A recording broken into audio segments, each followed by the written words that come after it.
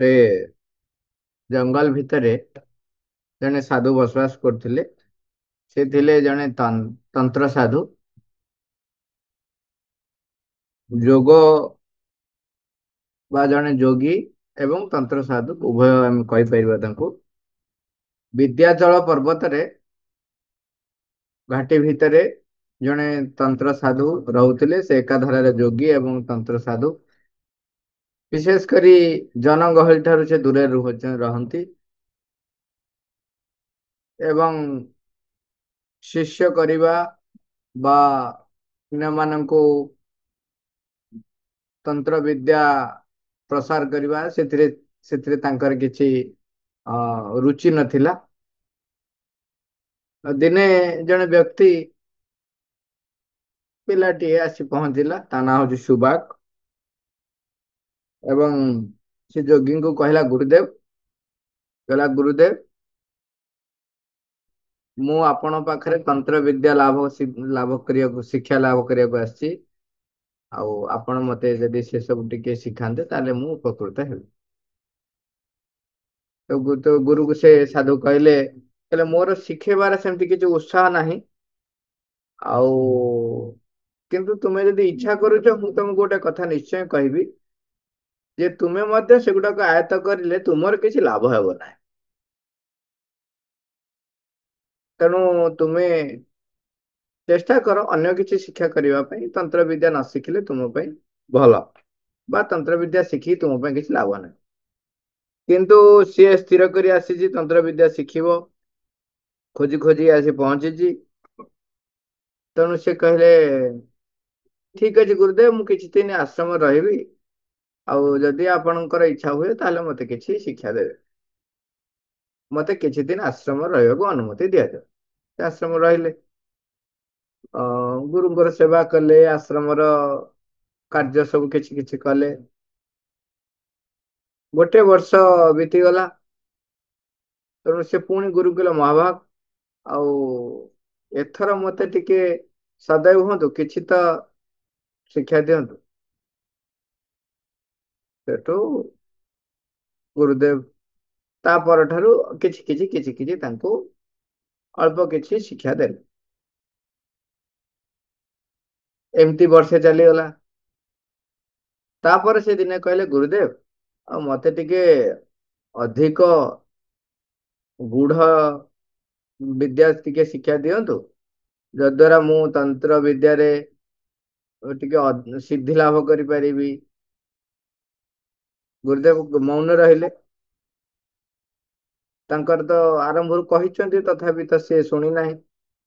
କହିଲେ, ଠିକ ଅଛି, ମୁଁ ତୁମକୁ ଅଧିକ ତନ୍ତ୍ର ବିଦ୍ୟାରେ ପାରଙ୍ଗମ କରେଇବି, କିନ୍ତୁ ଗୋଟେ ସର୍ତ୍ତରେ। କହିଲେ, କଣ? ଆଜ୍ଞା କୁହନ୍ତୁ, ଆପଣ ଯୋଉ ସର୍ତ୍ତ କହିବେ ମୁଁ ସେ ସର୍ତ୍ତ ପାଳନ କରିବା ପାଇଁ ରାଜି। କହିଲେ, ଠିକ ଅଛି, ତୁମେ ଯାଅ, ଉଜ୍ଜଳ ଦେଶର ରାଜକୁମାରୀ ବିଦ୍ୟୁତ ଲତାଙ୍କୁ ବିବାହ କରିବ। ଯଦି ତୁମେ ତାଙ୍କୁ ବିବାହ କରିପାର ତେବେ ମୁଁ ତୁମକୁ ତନ୍ତ୍ର ବିଦ୍ୟା ଶିଖେଇବି। ସେଠୁ ସେଠୁ ଉଜ୍ଜଳ ଦେଶକୁ ଯାତ୍ରା ଆରମ୍ଭ କଲେ। ଯାଇକି ପହଞ୍ଚିଲେ। ପହଞ୍ଚିଲା ପରେ ଲୋକ ମୁଖରେ, ରାଜ୍ୟବାସୀ ମାନଙ୍କ ପାଖରେ ବା ପ୍ରଜାବାସୀ ମାନଙ୍କ ପାଖରେ ତାଙ୍କର ଯୋଉ ଅଳ୍ପ କିଛି ଶିକ୍ଷା ଶିଖିଥିଲେ କିଛି କିଛି ଦେଖେଇଲେ। ଆମେ ଯେମିତି ଦେଖନ୍ତି, ଯାଦୁ ଦେଖିବାକୁ ଆସନ୍ତି ବା ଚମତ୍କାରିକା ଦେଖାନ୍ତି, ସେମିତି ଯାଦୁ ଦେଖେଇବା କଲେ। ଏବଂ ଅନ୍ୟମାନେ ଯୋଉ ଯାଦୁ ଦେଖାନ୍ତି ତା ତୁଳନାରେ ଆଙ୍କର ଟିକେ ଲୋକମାନଙ୍କୁ ଅଧିକ ଆକୃଷ୍ଟ କଲା ଲୋକମାନଙ୍କୁ।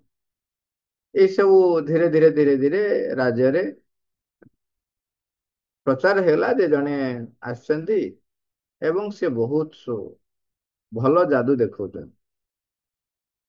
ସେଠୁ ରାଜାଙ୍କର ଝିଅ ବିଦ୍ୟୁତଲତା, ସିଏ ମଧ୍ୟ ଏଇ ଯାଦୁ ପ୍ରତି ତାଙ୍କର ଟିକେ ଦୁର୍ବଳତା ଥିଲା, ତାଙ୍କୁ ଭଲ ଲାଗେ ଦେଖିବାକୁ। ତେଣୁ ସିଏ ତାଙ୍କ ପିତାଙ୍କୁ କହିଲେ, ଆଉ ସେ ଯାଦୁ ବିଦ୍ୟା ଯିଏ ଦେଖଉଛନ୍ତି ତାଙ୍କୁ ଟିକେ ରାଜମହଲକୁ ଡକାଯାଉ, ଏଠି ଯଦି ସେ କିଛି କରନ୍ତି। ରାଜା ସାଙ୍ଗେ ସାଙ୍ଗେ ଆଦେଶ ଦେଲେ ଏବଂ ଇଏ ଯାଇ ରାଜମହଲରେ ପହଞ୍ଚିଲେ। ରାଜକୁମାରୀ ତାଙ୍କୁ କହିଲେ, ମୁଁ ଶୁଣିଲି ତୁମେ ଯାଦୁ ବିଦ୍ୟା ଆଉ ଇନ୍ଦ୍ରଜାଲ ବିଦ୍ୟାର ବହୁତ ଧୁରନ୍ଧର। ଆଉ ଏଇଠି ରାଜମହଲରେ ଯଦି ତୁମର କିଛି ବିଦ୍ୟା ଦେଖାଇବାର କିଛି ଆପତ୍ତି ଅଛି କି, ତାହେଲେ ଆମେ ଏଇଠି ଦେଖିବୁ କିଛି। ସେ କହିଲେ ଠିକ ଅଛି, ମୋର କିଛି ଆପତ୍ତି ନାହିଁ। ଆଉ ମୁଁ ଇନ୍ଦ୍ରଜାଲ ଦେଖେଇବି, କିନ୍ତୁ ତାପରେ ମୋର କିଛି ଇଚ୍ଛା ଅଛି। ଆପଣ ଯଦି ତାକୁ ପୂରଣ କରିବେ, ତାହେଲେ ମୁଁ ନିଶ୍ଚୟ ଅଧିକରୁ ଅଧିକ ଶିକ୍ଷା ଦେବି, ମାନେ ଦେଖେଇବି। ମହାରାଜ କହିଲେ ହଉ ଠିକ ଅଛି, ଆଗ ତମେ ଦେଖାଅ, ତାପରେ ତୁମର କଣ ଇଚ୍ଛା ଦେଖିବ। ସେଠୁ ସେଠୁ ଦେଖେଇଲେ, ଗୋଟେ ବଢିଆ ବଢିଆ ଇନ୍ଦ୍ରଜାଲ ସବୁ ଦେଖେଇଲେ। ଏବଂ ଏମିତି ଦେଖେଇଲେ ଯେମିତି କେହି କେବେ ଦେଖେଇ ନଥିବେ। ଗୋଟେ ଦେଖେଇଲେ ଯେମିତି ପୁରା ଚାରିଆଡେ ଆଗ ରାଜମହଲ ଭିତରେ, ମାନେ ଘର ଭିତରେ ପୁରା ମେଘ ଘୋଟି ଆସିଲା। କାଉଁଳିଆ ପାଗ ହେଇଗଲା, ତାର ମେଘ ଖଣ୍ଡ ବାଦଲ ଖଣ୍ଡ ବାହାରିଲା। ତା ଭିତରେ ବିଜୁଳି ଘଡଘଡି ଘଡଘଡି ଚଡଚଡି ସବୁ ମାରିଲା। ହଠାତ୍ ତା ଭିତରେ ସପ୍ତମୁଖୀ ବିରାଟ ସାପଟିଏ, ସାତଟା ମୁହଁ, ଦାନବ ସଦୃଶ, ପୁରା ବାହାରିକି ତା ମାନେ ମୁହଁରୁ ଯେମିତି ନିଆଁ ଗୁଡାକ ପୁରା ଚାରିଆଡକୁ ବିଚ୍ଛୁରିତ ହଉଥାଏ, ବାହାରିଲା। ଏବଂ ସମସ୍ତେ ଅନୁଭବ କଲେ ଯେମିତି ସତରେ ତାଙ୍କ ଦେହରେ ନିଆଁ ଗୁଡାକ ଆସି ବାଜୁଛି। ସେ ଉଷ୍ମତା ବି ଅନୁଭବ କଲେ। ତେଣୁ ବହୁତ ଖୁସି ହେଇଗଲେ ରାଜକୁମାରୀ।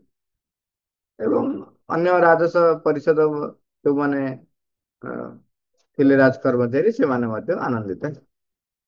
ସେଠୁ ବର୍ତ୍ତମାନ ସରିଗଲା ପରେ କହିଲେ ଠିକ ଅଛି, କୁହ ତମର କଣ ପାଉଣା। ତ ତାକୁ ସାଙ୍ଗେ ସାଙ୍ଗେ ଦିଆଗଲା, କିନ୍ତୁ ତାପରେ କହିଲେ କୁହ ତୁମର କଣ ଇଚ୍ଛା ଅଛି। ନା ମୁଁ ରାଜକୁମାରୀଙ୍କ ସହିତ ଟିକେ ଏକାନ୍ତରେ କିଛି କଥାବାର୍ତ୍ତା ହେବି। ଠିକ ଅଛି, କିଛି ନାହିଁ, ଅନୁମତି ତାଙ୍କୁ ମିଳିଗଲା। ଯେତେବେଳେ ସିଏ ରାଜକୁମାରୀଙ୍କ ସହ ଦେଖା ହେଲେ, କହିଲେ ଦେଖନ୍ତୁ ରାଜକୁମାରୀ, ଆଉ ଆପଣ ଯାହା ଦେଖିଲେ ତାହା କିଛି ନୁହେଁ। ଆଉ ମୋର ଗୁରୁଦେବ ମତେ କହିଛନ୍ତି, ଯଦି ଆପଣ ମତେ ବିବାହ କରନ୍ତି, ତାହେଲେ ମୁଁ ଆହାଠାରୁ ଆହୁରି ହଜାରେ ଗୁଣ ଆଶ୍ଚର୍ଯ୍ୟଜନକ କାର୍ଯ୍ୟ କରିବା ପାଇଁ ସମର୍ପଣ ହେଇପାରିବି। ଆଉ ସେଥିପାଇଁ ଆପଣ ଯଦି ଟିକେ ସହଯୋଗ କରିବେ, ତାହେଲେ କିଛି ଚିନ୍ତା ନାହିଁ।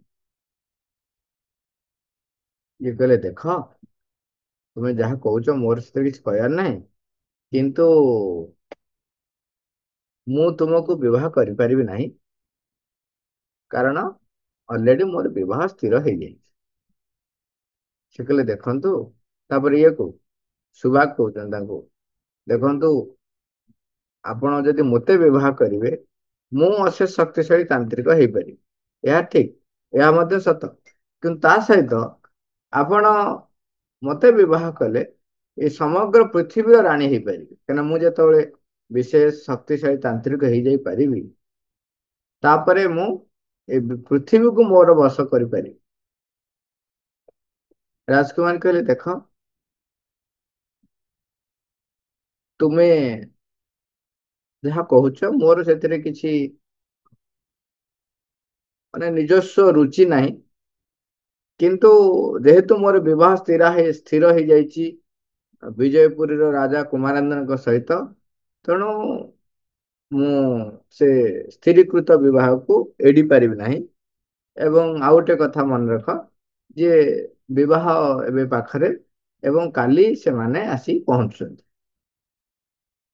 ଇଏ ତାଙ୍କୁ ପୁଣି ଆଉଥରେ କହିଲେ ଦେଖନ୍ତୁ ଆଜ୍ଞା, ଆପଣ ମୋତେ ବିବାହ କଲେ ପୃଥିବୀର ରାଣୀ ହେବେ, ତାଙ୍କୁ ବିବାହ କଲେ ମାତ୍ର ଗୋଟିଏ ରାଜ୍ୟର, ବିଜୟପୁରର ରାଣୀ ହେବେ। ଆପଣ କୋଉଟାକୁ ବାଛିବେ? ସେଠୁ ସେ କହିଲେ, ରାଜକୁମାରୀ ବିଦ୍ୟୁତଲତା କହିଲେ ଯେ ମୁଁ ପୃଥିବୀର ରାଣୀ ହେବା ମୋ ଭାଗ୍ୟରେ ନାହିଁ ବୋଲି ଆପଣ ଜାଣନ୍ତୁ। ଆପଣ ଆସିପାରନ୍ତି, ରୁହନ୍ତୁ, ବିବାହ ସରିଲେ ଭୋଜି ଖାଇକି ଯିବେ। ବିଶେଷ ଅତିଥି ଭାବରେ ଆପଣ ରହିବେ। ସେଠୁ ଆଉ ଇଏ କିଛି ବାଟ ପାଇଲେନି, ସୁବାସ ସ୍ତବ୍ଧ ହେଇକି ରହିଗଲେ, ଆଉ କିଛି ନାହିଁ, ତାଙ୍କୁ ତ ସିଧାସଳଖ ରାଜକୁମାରୀ ଏଇଆ କହିଲେ। ସେଠୁ ଇଏ ଗଲେ ଅତିଥିଶାଳାରେ ରହିଲେ। ତା ପରଦିନ ବିଜୟପୁରର ରାଜକୁମାର କୁମାରେନ୍ଦ୍ର ଏବଂ ତାଙ୍କର ବିବାହ ପାଇଁ ଯେତେ ଯାହା ଥାଟ ବାଟ ସବୁ ଆସି ପହଞ୍ଚିଗଲେ। ଇଏ କୁମାରେନ୍ଦ୍ରଙ୍କ ସହିତ ଦେଖା କରିବା ପାଇଁ ଅନୁମତି ଲାଭ କରି ଦେଖା କଲେ। କୁମାରେନ୍ଦ୍ରକୁ ଯାଇକି ସେ କହିଲେ ଦେଖ, ଆଉ କାହାକୁ ସୁଭାଷ ଯାଇକି କୁମାରେନ୍ଦ୍ର କହୁଛନ୍ତି, ଆପଣ ରାଜକୁମାରୀ ବିଦ୍ୟୁତଲତାଙ୍କୁ ବିବାହ କରନ୍ତୁ ନାହିଁ। ମୁଁ କହିଲି କାହିଁକି? ନା ରାଜକୁମାରୀ ବିଦ୍ୟୁତଲତା ଓ ମୁଁ ବିବାହ ହବ ବୋଲି ଅ, ମୁଁ ସ୍ଥିର କରିଛି। ଆଉ ଆପଣ ବିବାହ କରନ୍ତୁ। ଇଏ କହିଲେ ଦେଖନ୍ତୁ, ଆମର ବିବାହ ସ୍ଥିର ହେଇଯାଇଛି ଏବଂ ମୁଁ ମଧ୍ୟ ତାଙ୍କୁ ଜାଣିଛି। ବିଦ୍ୟୁତଲତାଙ୍କ ପରି ଜଣେ ଝିଅ, ସଦ୍ଗୁଣ ସମ୍ପନ୍ନ ଝିଅ ପାଇବା ଅ, ଆଉ ସହଜ ନୁହେଁ। ତେଣୁ ମୁଁ ତାଙ୍କୁ ବିବାହ କରିବି। କିଏ କହିଲେ? କୁମାରେନ୍ଦ୍ର। ଏଠୁ ଇଏ ସବୁ କହିଲେ ଦେଖନ୍ତୁ, ମୁଁ ତାଙ୍କୁ ବିବାହ କଲେ ମୋର ଯୋଉ କଥା ଗୁଡାକ କହିଲେ ସେଇ କଥା ଗୁଡାକ କହିଗଲା ଆଉ ଥରେ। ଇଏ କହିଲେ ଦେଖନ୍ତୁ, ଆଉ ଆପଣଙ୍କର କଥାରେ ମୁଁ ରାଜି ନୁହେଁ। ଇଏ ରାଗଲା ସେ ସବୁ କହିଲା, ଇଏ କେତେ ମୁଁ ବସି କଣ ସମସ୍ତଙ୍କୁ ବସି ତେଲ ମାରୁଥିଲି। ରାଗିକି କଣ କଲେ, ସାଙ୍ଗେ ସାଙ୍ଗେ କିଛି ମନ୍ତ୍ର ପଢିକିରି କୁମାରେନ୍ଦ୍ର ମୁହଁ ଉପରକୁ କିଛି ପକେଇଲେ। ତାପରେ କୁମାରେନ୍ଦ୍ର ଦେଖିଲା ବେଳକୁ ତାଙ୍କ ମୁହଁ ପୁରା ବିକୃତ ହେଇଯାଇଛି। ଏତେ ବିକୃତ ହେଇଯାଇଛି ଯେ ମାନେ ଦେଖିଲେ ମାନେ ପୁରା ଘୃଣା ଲାଗିବ। ସେ କିନ୍ତୁ କୁମାରେନ୍ଦ୍ର ଟିକେ ବିମର୍ଷ ହେଇଗଲେ, କହିଲେ ମହାଭାଗ, ଆପଣଙ୍କୁ ମୁଁ ଚିହ୍ନି ନଥିଲି। ଆପଣ ମୋ ପାଇଁ ଆଗନ୍ତୁକ ଥିଲେ। ମୁଁ ଆପଣଙ୍କୁ ଅତିଥି ର ମାନ୍ୟତା ଦେଲି, ଆପଣଙ୍କ ସହିତ ଆଲୋଚନା କଲି, କଥା ହେଲି। କିନ୍ତୁ ତୁମେ ମୋ ଭଳି ଏକ ନିରୀହ ଲୋକଙ୍କୁ ଏ ଦଣ୍ଡ ଦେଲ। ହଉ, ଏଇ ପ୍ରକାର ମୁହଁ ନେଇକି ମୁଁ ଆଉ କଣ ରାଜକୁମାରୀକୁ ବିବାହ ହେଇପାରିବି? ଏତିକି ଯେତେବେଳେ ସେ କହୁଛନ୍ତି, ଏଇ ସବୁ ଘଟଣାର ଚାଲିଛି। ପରିଚାରିକା ମାନେ ସେମାନଙ୍କର ସବୁ ଏଇ କାମ ଗୁଡାକ ଥାଏ। ସେମାନେ ଗୁପ୍ତଚର କାମ କରିବା ବା ଏଇ ସବୁ ଶୁଣିବା, ଏସବୁ ଜିନିଷ ପ୍ରାୟତଃ ସମସ୍ତଙ୍କର। କିନ୍ତୁ ସିଏ ଏ ଘଟଣା ଦେଖି ସାଙ୍ଗେ ସାଙ୍ଗେ ଯାଇକି ରାଜକୁମାରୀକୁ ଖବର ଦେଲେ, କହିଲେ ମା ଆଉ ରାଣୀମା, ଜେମାମା, ଆଉ ଏମିତି ଏମିତି ହେଇଛି, ସୁବାକ କୁମାରେନ୍ଦ୍ରଙ୍କୁ ବିକୃତ ଚେହେରା କରିଦେଇଛନ୍ତି। ସେଠୁ ରାଜକୁମାରୀ ବିଦ୍ୟୁତଲତା କହିଲେ ଦେଖ, ମୁଁ କୁମାରେନ୍ଦ୍ରକୁ କେବଳ ତାଙ୍କ ଚେହେରା ପାଇଁ ଭଲ ପାଇନି, ତାଙ୍କର ସ୍ୱଭାବ ଏବଂ ସେ ଜଣେ ଦକ୍ଷ, ବୀର ଏବଂ ତାଙ୍କର ଚରିତ୍ରଗତ ଦୃଷ୍ଟିକୋଣରୁ ମୁଁ ଯାହା ଖବର ରଖିଛି, ସେ ଜଣେ ଉତ୍ତମ ବ୍ୟକ୍ତି, ଉତ୍ତମ ଶାସକ ମଧ୍ୟ ହେଇପାରିବେ। ତେଣୁ ମୁଁ ତାଙ୍କର ଗୁଣ ଦେଖିକି, ତାଙ୍କର ସ୍ୱଭାବ ଦେଖିକି ଭଲ ପାଇଛି। ତାଙ୍କର ଚେହେରା ଦେଖିକି ତାଙ୍କୁ ବିବାହ କରିବି ବୋଲି ହଁ ମାରିନାହିଁ। ତେଣୁ ସେ ଯେମିତି ଚେହେରା ହେଲେ ମୁଁ ତାଙ୍କୁ ବିବାହ କରିବି। ଗୋଟେ ଖବର ସାଙ୍ଗେ ସାଙ୍ଗେ ସେ ପରିଚାରିକା ହାତରେ ପଠେଇଲେ, ମାନେ ଅଫିସିଆଲି ପଠେଇଲା ଭଳିଆ ପଠେଇଲେ। ଯାହା ତମେ କହିବ ସିଏ ମାନେ ବିମର୍ଷ ନ ହେଇକିରି ବିବାହ ପାଇଁ ପ୍ରସ୍ତୁତ ହୁଅ। ପରିଚାରିକା ଆସି କହିଲା କୁମାରେନ୍ଦ୍ରଙ୍କୁ। କୁମାରେନ୍ଦ୍ର ପାଖରେ ଯେତେବେଳେ ପହଞ୍ଚିଲା ଖବର, କୁମାରେନ୍ଦ୍ର କହିଲେ, କହିଲେ ଦେଖିଲ, ଯାହା ରାଜକୁମାରୀଙ୍କର ମୁଁ କହିଥିଲି ତାଙ୍କର ଚରିତ୍ର ବିଷୟରେ, ଦେଖିଲି କେତେ ସେ ଉଚ୍ଚ କୋଟିର। ଏଭଳି ଝିଅକୁ ମୁଁ କାହିଁକି ଛାଡିଥାନ୍ତି? ଏ ପ୍ରକାର ଅବସ୍ଥାରେ ମଧ୍ୟ ରାଜକୁମାରୀ ଖବର ପଠେଇଛନ୍ତି ସେ ମୋ ସହିତ ବିବାହ କରିବେ। ତେଣୁ ଆପଣ ଯେତେ ପ୍ରଲୋଭନ ଦେଲେ ମଧ୍ୟ ମୁଁ ତାଙ୍କୁ ବିବାହ କରିବି। ଇଏ ପୁଣି କହିଲେ ଦେଖ, ଆରେ ତୁମେ ଜଣେ, ମୁଁ ତମ ମୁହଁ ଠିକ କରିଦେବି, ଆଉ ତୁମେ ତ ସୁନ୍ଦର, ତୁମକୁ ଅନ୍ୟ କନ୍ୟା ମିଳିବେ, ଆଉ ରାଜକୁମାରୀ ମତେ ଯଦି ବିବାହ କରି ସେ ପୃଥିବୀର ରାଣୀ। ତୁମେ ରାଜକୁମାରୀକୁ ଯଦି ସତରେ ଏତେ ସମ୍ମାନ ଦଉଛ, ଭଲ ପାଉଛ, ତେବେ ତୁମେ ଚାହିଁବନି ଯେ ରାଜକୁମାରୀ ପୃଥିବୀର ରାଣୀ ହୁଅନ୍ତୁ? ଏ କହିଲେ ଦେଖ, ମୋର ଏଥିରେ କିଛି କହିବାର ନାହିଁ। ରାଜକୁମାରୀ ଯାହା ସ୍ଥିର କରିବେ ତାହା ମୋ ପାଇଁ ଠିକ। ଯଦି ସିଏ କହିବେ ବିବାହ କରିବେ, ତାହେଲେ ବିବାହ କରିବେ, ନହେଲେ ନାହିଁ। କିଏ କହିଲେ? କୁମାରେନ୍ଦ୍ର। ସେଠୁ ତା ପରଦିନ କିନ୍ତୁ ରାଜକୁମାରୀଙ୍କ ପାଖରୁ ପୁଣି ଖବର ଆସିଲା ଯେ ନାଇଁ, ବିବାହ ହିଁ ହବ। ଆଉ ସୁବାଗ ପାଖରେ କିଛି ଚାରା ନାହିଁ। ତ ରାଜକୁମାରୀ ଆଉ କୁମାରଙ୍କ ବିବାହ ହେଇଗଲା। ବିବାହର ଠିକ ବିବାହ ସରିଗଲା, ବିବାହ ଠିକ ଶେଷ ହେଇଛି। ତାପରେ ଦେଖିଲା କୁମାରଙ୍କ ଚେହେରା ପୁଣି ପୂର୍ବ ପରି ସୁନ୍ଦର ହେଇଗଲା। ସୁବାକ ଦେଖିଲା ଯେ ମୁଁ ମାନେ ସେ ନିଜେ ଚେଷ୍ଟା ନ କରିକି ନିଜେ ନ କରିକିରି ମଧ୍ୟ ଯେ ତା ମୁହଁଟାକୁ ସୁନ୍ଦର କରିବା ପାଇଁ ସେ କିଛି ମନ୍ତ୍ର କରିନାହିଁ, କିନ୍ତୁ ତାଙ୍କ ମୁହଁଟା ପୁଣି ଆପେ ଆପେ ପୂର୍ବ ଅବସ୍ଥାକୁ ଫେରି ଆସିଲା। ତେଣୁ ସେ ଟିକେ ଭିତରେ ଉତ୍ତେଜିତ ଭାବ ନେଇକି ଯାଇକି ପହଞ୍ଚିଲେ କୋଉଠି? ଗୁରୁଙ୍କ ପାଖରେ। କହିଲେ ଗୁରୁଦେବ, ଆଉ ମୁଁ ମୋ କାର୍ଯ୍ୟରେ ସଫଳ ହୋଇପାରିଲିନି, କିନ୍ତୁ ମୋର ଧାରଣା ହଉଛି ଆପଣ ଜାଣିଥିଲେ ଯେ ମୁଁ ଏଥିରେ ସଫଳ ହେବି ନାହିଁ, ତେଣୁ ମତେ ପଠେଇଥିଲେ। ଗୁରୁଦେବ ଅଳ୍ପ ହସିଲେ, କହିଲେ ବତ୍ସ, ତୁମେ ଯୋଉ ପ୍ରଶ୍ନ ମତେ ପଚାରିଥିଲ,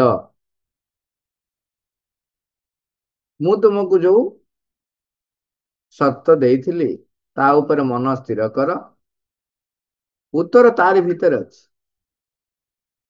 ତୁମେ ଯଦି ସ୍ଥିର ମନରେ ଉତ୍ତର ଖୋଜିବ ତେବେ ଉତ୍ତର ନିଶ୍ଚୟ ପାଇବ। ଆଉ ଯଦି ତୁମେ ଉତ୍ତର ପାଇଯିବ, ତେବେ ମୁଁ ତୁମକୁ କହୁଛି ନିଶ୍ଚୟ ତୁମ ଜୀବନରେ ବହୁତ ଉନ୍ନତି କରିବ, ଏବଂ ମୁଁ ଜାଣିବି ଯେ ତୁମେ ଉନ୍ନତି କଲ ବୋଲି। ଏବେ ତୁମେ ଯାଇପାର। ସୁବାକ ବାଧ୍ୟ, ଆଉ କିଛି ବାଟ ନାହିଁ। ସେ ଜାଣିଲା ଗୁରୁଦେବ ଆଉ ଶିଖେଇବେନି, ନିରବରେ ଚାଲିଗଲେ। ବର୍ତ୍ତମାନ ମୋର ପ୍ରଶ୍ନ ହେଲା, ଗୁରୁଦେବ ଯଦି ଜାଣିଥିଲେ, ପ୍ରଥମ ପ୍ରଶ୍ନ, ଗୁରୁଦେବ ଯଦି ଜାଣିଥିଲେ ଯେ ରାଜକୁମାରୀ ତାଙ୍କୁ ବିବାହ କରିବେ ନାହିଁ, ସେ ପଠେଇଲେ କାହିଁ? ଏକ, ଏଟା ହେଲା ପ୍ରଥମ ପ୍ରଶ୍ନ। ଦ୍ୱିତୀୟ ପ୍ରଶ୍ନ ହେଲା, ସେ ଯୋଉ କହିଲେ ଯେ ତୁମେ ମନ ସ୍ଥିର କର, ଉତ୍ତର ତୁମେ ପାଇବ, ଆଉ ଉତ୍ତର ପାଇଲେ ତୁମର ଉନ୍ନତି ହେବ, ସେ ଉତ୍ତରଟି କଣ ତା ଭିତରେ? ପ୍ରଥମ କଥା ହେଲା, ଗୁରୁଦେବ ଜାଣିକି ମଧ୍ୟ କାହିଁ ପଠେଇଥିଲେ? ଏ ତ, ଗୁରୁଦେବ ପଠେଇଥିଲେ କାହିଁକି ନା ତନ୍ତ୍ର ବିଦ୍ୟାର ଯେ ଅଧିକାରୀ ହବ, ସେ ଗୋଟେ ଶକ୍ତି।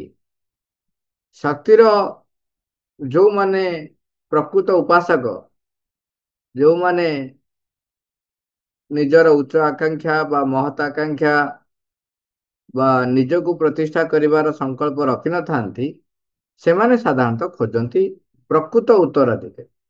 ପ୍ରକୃତ ଉତ୍ତରାଧିକାରୀ କିଏ ହେଇପାରିବ? ନା ଯିଏ ନିଃସ୍ୱାର୍ଥପର ହେଇଥିବ, ଯିଏ ମହତ ହେଇଥିବ ଏବଂ ଜିଜ୍ଞାସୁ ହେଇଥିବ, କିନ୍ତୁ ଅହଙ୍କାରୀ ହେଇନଥିବ, ମହତ ଆକାଂକ୍ଷୀ ହେଇନଥିବ। ମହତ ଆକାଂକ୍ଷୀ ହେଇନଥିବ, କହିବାକୁ ଗଲେ ଯେ ତାକୁ ନେଇକି ଯଦି ଆମେ ଗୋଟେ ଧାରାରେ କରିବେ, ସେ ଶକ୍ତିକୁ ନେଇକି ଯିଏ ଅପବ୍ୟବହାର ନ କରିବ, ସାଧାରଣତଃ ପ୍ରକୃତ ଗୁରୁ ମାନେ ତାଙ୍କୁ ହିଁ ଶିକ୍ଷା ଦିଅନ୍ତି। ନହେଲେ ଅନ୍ୟ ସାଧାରଣତଃ ଅନ୍ୟ ମାନଙ୍କର କଣ ଥାଏ, ସେଠି ତାଙ୍କର ନିଜସ୍ୱ ରୁଚି ଥାଏ, କୋଉ ଶିଷ୍ୟକୁ ଭଲ ପାଇବେ, ତାଙ୍କୁ ଯୋଉ ଶିଷ୍ୟ ଭଲ ଲାଗନ୍ତି, ତାଙ୍କର ଯିଏ ସେବା କରୁଥିବ, ନାଇଁ କି, ତାଙ୍କୁ ସିଏ ଦିଅନ୍ତି ବା ଇଏ କରନ୍ତି। ଏଗୁଡାକୁ ହଉଛି ସାଧାରଣତଃ ଏମାନେ ପ୍ରକୃତ ଗୁରୁ ଯୋଉ ଅର୍ଥରେ କୁହାଯାଉଛି, ସେଇ ଅର୍ଥରେ ଏମାନେ ସେ ଷ୍ଟାଣ୍ଡାର୍ଡକୁ ସେ ଗୁରୁ ମାନେ ପହଞ୍ଚି ପାରନ୍ତି।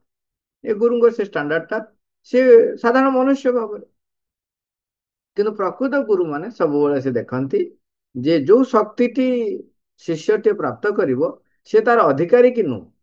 ଯଦି ଅଧିକାରୀ ନୁହଁ, ତେବେ ସେ ତାକୁ ଦିଅନ୍ତି। କାହିଁକି ନା ସେ ଶକ୍ତିକୁ ନେଇକି ସେ ଅପବ୍ୟବହାର କରେ। ଆଉ ଅପବ୍ୟବହାର ଫଳରେ ଅନିଷ୍ଟ ହବ। ଭଗବାନଙ୍କର ବିଧାନ, ପୃଥିବୀର ଯୋଉ ସୃଷ୍ଟି, ତାକୁ ଏପଟ ସେପଟ ହେଇଯିବ, ତେଣୁ ଅନିଷ୍ଟ ହବ। ତେଣୁ ସେମାନେ ତାକୁ ଦିଅନ୍ତି। ଏବଂ ସେ ଆରମ୍ଭରୁ ଦେଖିଥିଲେ ଯେ ସୁବାକ ସ୍ୱାର୍ଥପର ଭାବରେ ହିଁ ତନ୍ତ୍ର ବିଦ୍ୟା ଶିଖିବାକୁ ଆସିଛନ୍ତି। ତାଙ୍କର ନିଜସ୍ୱ ଆମେ ଯାହା ଦେଖିଲେ, ସିଏ ମାନେ କଣ, ନୂତନ କଥା ଜାଣିବା ବା ସାଧନା କରିବା, ଜିଜ୍ଞାସୁ ଭାବ ନାହିଁ, କିମ୍ବା ନିଷ୍ଠାପର ଭାବରେ ସାଧନା କରି ପରମଙ୍କୁ ବା ଭଗବାନଙ୍କୁ ପରିପ୍ରକାଶ କରିବା, ଏସବୁ କିଛି ତାଙ୍କ ଭିତରେ ନାହିଁ। ତାଙ୍କ ଭିତରେ ସିମ୍ପଲ ରହିଛି, ମୁଁ ଅଧିକାରୀ ହେବି ଏବଂ ସେ ଅଧିକାର ଯୋଉ ପ୍ରାପ୍ତ କରିବି, ଯୋଉ ବିଦ୍ୟା, ଯୋଉ ତନ୍ତ୍ର ବିଦ୍ୟା ପ୍ରାପ୍ତ କରିବି, ତାକୁ ମୁଁ ସେ ନିଜ ପାଇଁ ବ୍ୟବହାର କରିବି। ଏଇଟା ଥିଲା ତାଙ୍କ ପାଇଁ, ତାଙ୍କର ଭିତରଟା ଥିଲା, ଯୋଉଟା କି ଗୁରୁଦେବ ମୂଳରୁ ଦେଖିଲେ ଏବଂ ତାଙ୍କର କଥାବାର୍ତ୍ତାରୁ ଜଣା ପଡିଗଲା। ତେଣୁ ତାଙ୍କୁ ଯେତିକି ଶିଖେଇଥିଲେ ଗୁରୁଦେବ, ସେ କେବଳ ଅଳ୍ପ ମାତ୍ରାରେ ଶିଖେଇଥିଲେ, ଯୋଉଟା କି ସ୍ଥାୟୀ, ଅସ୍ଥାୟୀ ରହିବ, ସ୍ଥାୟୀ ହେଇପାରିବ। ତେଣୁ ଅସ୍ଥାୟୀ ହେଲେ କଣ ହବ ନା, ସେଇଟା ହିଁ ଯଦି ଅସ୍ଥାୟୀ ହେଇ ରହିଲା, ତାହେଲେ ସେ କାହାର କିଛି କ୍ଷତି କରିପାରିବେ। ଆଉ ଯୋଉ ଉତ୍ତରଟା ସେ କହିଲେ ଯେ ଉତ୍ତରଟା ତା ଭିତରେ ତୁମେ ଖୋଜ, ତାହେଲେ ତୁମର ଉନ୍ନତି ହବ। ଉତ୍ତରଟା କଣ? ତାଙ୍କୁ ସିଏ ପଠେଇଥିଲେ ବିଦ୍ୟୁତଲତାଙ୍କୁ ତୁମେ ଯାଇକି ବିବାହ କର। ବିଦ୍ୟୁତଲତାଙ୍କୁ ଯେତେବେଳେ ବିବାହ କରେ, ବିଦ୍ୟୁତଲତା କଣ କହିଲେ? ବିଦ୍ୟୁତଲତା କହିଲେ ମୁଁ ତାର ବାହ୍ୟ ଚେହେରା ଦେଖି ମୁଁ ତାଙ୍କୁ ବିବାହ କରିବି ବୋଲି ହଁ ମାରି ନାହିଁ। ଆରେଞ୍ଜ ମ୍ୟାରେଜ, କିନ୍ତୁ ତାଙ୍କ ବିଷୟରେ ଗୁପ୍ତଚର ଦ୍ଵାରା ସବୁ ସଂଗ୍ରହ କରାଯାଇଥାଏ ତଥ୍ୟ, ଏବଂ ମୁଁ ଦେଖିଛି ତାଙ୍କର ଅନ୍ତରମନ ଯୋଉଟା ଆମେ କହୁଛେ ସେତେବେଳେ ଯାହା ଥିଲା, ବା ତାଙ୍କର ସ୍ୱଭାବ, ତାଙ୍କର ଚରିତ୍ର, ତାଙ୍କର ବୀର ଦର୍ପ, ତାଙ୍କର ନିଷ୍ଠାପରତା, ଉତ୍ତମ ଶାସକର ଗୁଣ, ଏଇଗୁଡାକ ଯୋଉଗୁଡାକ ସବୁ ସେତେବେଳେ ଯୋଉଗୁଡାକ ଦେଖା ଯାଉଥିଲା ବା ତାଙ୍କ ପାଇଁ ଥିଲା, ସେ ସେଗୁଡାକ ଦେଖିଥିଲେ। ଏବଂ ସେ ସେଠି କହିଲେ କଣ, ମୁଁ ବାହାରର କୌଣସି ପ୍ରତିପତ୍ତି ଦେଖି ହଉ ବା ସୁନ୍ଦର ଚେହେରା ହଉ ତାକୁ ଦେଖିକି ତାଙ୍କୁ ମୁଁ ବିବାହ କରିବି ବୋଲି ହଁ ମାରି ନାହିଁ।